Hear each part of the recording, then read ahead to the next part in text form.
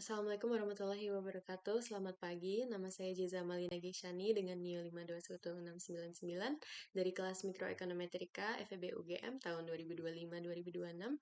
Pada video ini, saya ingin mempresentasikan individual project saya dengan judul The Paradox of Education, Does Higher Schooling Reduce Mental Well-Being? Panel Data Evidence from the Indonesian Family Life Survey. Pendidikan secara umum dianggap sebagai faktor penting dalam meningkatkan kesejahteraan individu. Secara ekonomi, individu dengan pendidikan yang lebih tinggi biasanya memiliki pendapatan yang lebih baik dan posisi kerja yang lebih stabil.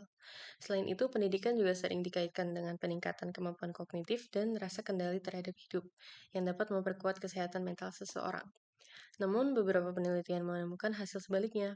Studi dari lintas negara seperti dari Baldry pada tahun 2015 dan McCall pada tahun 2023 menunjukkan bahwa pendidikan tinggi bisa menjadi sumber stres baru karena ekspektasi sosial yang meningkat, tekanan pekerjaan, dan persaingan ketat. Nah, fenomena ini disebut sebagai Educational Mental Health Paradox, di mana semakin tinggi pendidikan seseorang, belum tentu semakin tinggi pula tingkat kesejahteraan mentalnya.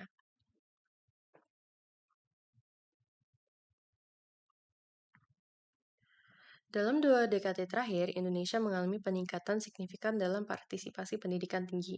Namun, data Riskesdas 2018 menunjukkan peningkatan prevalensi gejala depresi ringan di kalangan penduduk dewasa. Kondisi ini mengindikasikan bahwa peningkatan pendidikan tidak selalu diiringi dengan peningkatan kesejahteraan psikologis. Tekanan sosial, ketidakpastian ekonomi, serta kompetisi kerja yang tinggi bisa menjadi faktor stres tambahan bagi individu berpendidikan tinggi. Oleh karena itu, motivasi utama penelitian saya ini adalah untuk menguji apakah pendidikan di Indonesia benar-benar berperan sebagai faktor pelindung terhadap distres mental atau justru menjadi sumber tekanan baru. Berdasarkan latar belakang tersebut, penelitian ini difokuskan pada suatu pertanyaan utama, yaitu apakah tingkat pendidikan yang lebih tinggi meningkatkan atau menurunkan kesejahteraan mental individu dewasa di Indonesia. Nah, untuk ekspektasinya, berdasarkan teori dan temuan internasional, arah hubungan ini masih ambigu. Di satu sisi, pendidikan dapat memperkuat kesehatan mental melalui peningkatan kendali hidup, peluang kerja, dan sumber daya ekonomi. Namun, di sisi lain, pendidikan juga dapat meningkatkan tekanan psikologis karena ekspektasi sosial, ketatnya kompetisi kerja, dan serta ketidakpastian karir setelah lulus. Dalam konteks Indonesia, ekspektasinya kemungkinan akan positif, artinya semakin tinggi tingkat pendidikan seseorang, semakin tinggi pula di tingkat distres mental yang dialami. Hal ini mungkin disebabkan oleh kondisi pasar kerja yang kompetitif, banyaknya lulusan berpendidikan tinggi yang bekerja di bawah kualifikasi mereka, dan meningkatnya tekanan sosial untuk mencapai kesuksesan finansial. Selanjutnya, saya akan membahas apa yang sudah ditemukan oleh penelitian terdahulu melalui literature review. Jadi di sini berdasarkan literatur internasional, hubungan antara pendidikan dan kesehatan mental menunjukkan hasil yang tidak konsisten. Contohnya seperti yang pertama, literatur review dari Sironi pada tahun 2012 menunjukkan bahwa pendidikan memiliki efek protektif terhadap depresi karena memberikan akses ke pekerjaan dan stabilitas ekonomi. Namun di sisi lain, dari Pedrelli pada tahun 2015 serta McLeod pada tahun 2023 menemukan bahwa individu berpendidikan tinggi justru mengalami lebih banyak tekanan mental karena persaingan dan ekspektasi yang tinggi. Literatur review lain seperti dari Condiroli pada tahun 2022 dalam tinjauan sistematisnya menyimpulkan bahwa efek pendidikan terhadap kesehatan mental sangat bergantung pada konteks sosial dan ekonomi suatu negara. Sementara itu, Patria pada tahun 2022 menemukan bahwa dalam konteks longitudinal, pendidikan tetap dapat menurunkan risiko depresi walaupun efeknya tidak terlalu besar. Untuk kesimpulannya, temuan literatur masih beragam. Jadi ini menunjukkan bahwa penting untuk meneliti kasus Indonesia yang memiliki karakteristik sosial ekonomi berbeda dari negara-negara maju. Berdasarkan literatur tersebut, terdapat beberapa gap penelitian yang ingin saya isi. Pertama, belum ada studi yang menggunakan data panel IFLS untuk menganalisis hubungan antara pendidikan dan kesehatan mental di Indonesia.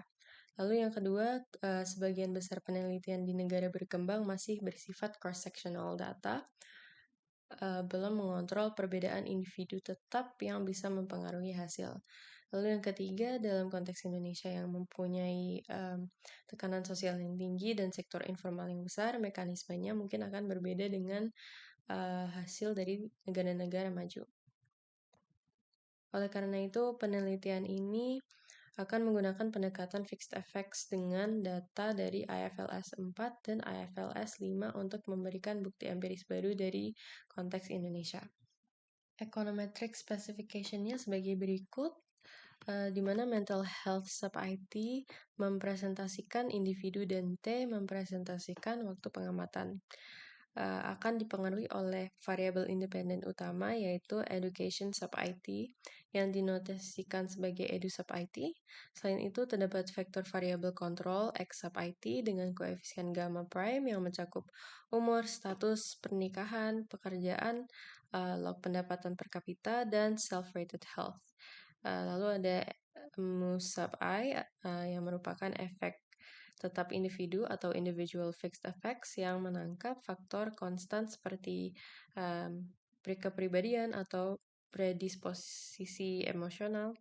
Lalu ada tau sub T yang merupakan efek waktu atau time fixed effects yang mengontrol perbedaan antar gelombang survei. Yang terakhir ada epsilon sub IT yang merupakan komponen error acak yang mencerminkan faktor-faktor lain yang tidak dijelaskan dalam model. Lalu untuk koefisien beta menjadi fokus utama karena menunjukkan perubahan rata-rata skor distress mental akibat tambahan 1 tahun pendidikan formal.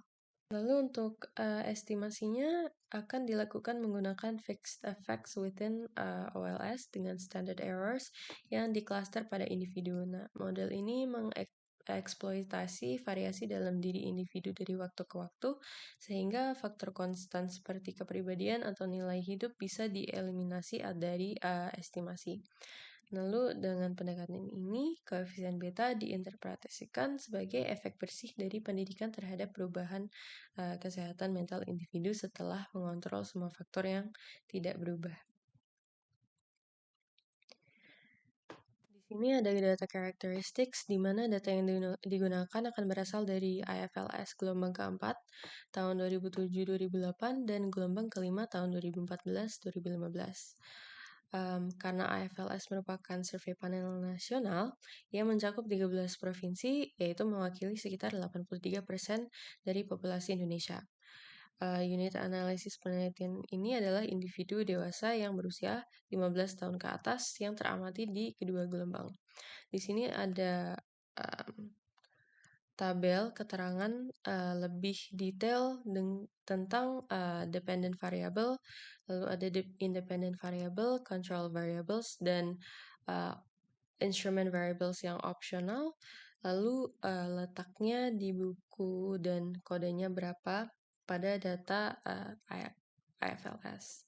Karena IFLS bersifat longitudinal, data ini memungkinkan analisis perubahan dalam diri individu dan cocok digunakan untuk pendidikan fixed effects. Strategi identifikasi yang digunakan dalam penelitian ini ada 3, yaitu yang pertama, penggunaan individual fixed effects yang bertujuan untuk mengontrol perbedaan karakteristik individu yang tidak berubah sepanjang waktu. Lalu yang kedua ada penambahan time fixed effects untuk mengontrol pengaruh faktor makro antar gelombang. Contohnya seperti perubahan ekonomi nasional atau kebijakan pendidikan. Yang ketiga, penelitian ini memanfaatkan variasi within individual antar periode IFLS 4 ke IFLS kelima. Sehingga yang diukur adalah perubahan dalam diri individu itu sendiri, bukan perbedaan antar orang. Dengan 3 strategi ini, hasil estimasi diharapkan dapat menggambarkan efek pendidikan terhadap kesehatan mental secara lebih akurat dan mengurangi bias dari faktor yang tidak teramati. Walaupun pendekatan fixed effect sudah cukup kuat, tetapi ada beberapa potensi bias yang perlu diperhatikan dalam penelitian ini. Yang pertama ada kemungkinan reverse causality, di mana individu dengan kesehatan mental yang lebih buruk mungkin cenderung menyelesaikan pendidikan lebih rendah. Yang kedua ada measurement error, karena skor kesehatan mental bersifat self-reported, bisa dipengaruhi oleh persepsi individual terhadap dirinya sendiri. Lalu ketiga ada attrition bias, di mana sebagian responden AFLS mungkin tidak berhasil dilacak pada gelombang berikutnya, dan hal ini bisa mempengaruhi komposisi sampel. Dan lalu untuk memitigasi bias-bias tersebut, beberapa langkah dapat dilakukan, yaitu menggunakan pendidikan dari periode sebelumnya atau lagged education untuk memastikan urutan kausalitas dari pendidikan ke kesehatan mental. Kedua, bisa menambahkan variabel kontrol dinamis seperti status pekerjaan, status perkawinan, lag pendapatan, dan self-rated health. Lalu melakukan robustness check dengan definisi distress binary dan memastikan hasilnya konsisten. Selain itu, penelitian ini juga membuka opsi untuk instrumental variable extension menggunakan jarak ke sekolah menengah terdekat dari Community Facility Survey sebagai instrumen untuk pendidikan. Alasannya pemilihannya karena jarak ke sekolah berpengaruh terhadap lamanya pendidikan yang ditempuh individu, namun secara tidak langsung mempengaruhi kondisi kesehatan mental di usia dewasa. Strategi ini mengacu pada pendekatan literatur Baldry tahun 2015 dan Cironi tahun 2012 yang juga menggunakan variasi spasial akses pendidikan sebagai sumber eksogenitas. Independent variable ini kemudian diuji melalui 2 tahap. Yang pertama, first stage relevance test untuk memastikan instrumen berpengaruh signifikan terhadap pendidikan, yaitu F statistik lebih dari 10. Lalu yang kedua, exclusion restriction test untuk memastikan bahwa jarak sekolah mempengaruhi kesehatan mental hanya melalui pendidikan, bukan jalur lain.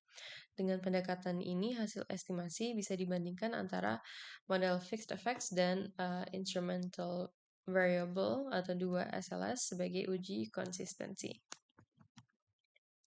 Lalu berikut ada referensi yang saya gunakan. Sekian presentasi untuk individual project saya. Apabila ada kurang lebihnya, mohon maaf. Terima kasih atas perhatian dan waktunya. Assalamualaikum warahmatullahi wabarakatuh.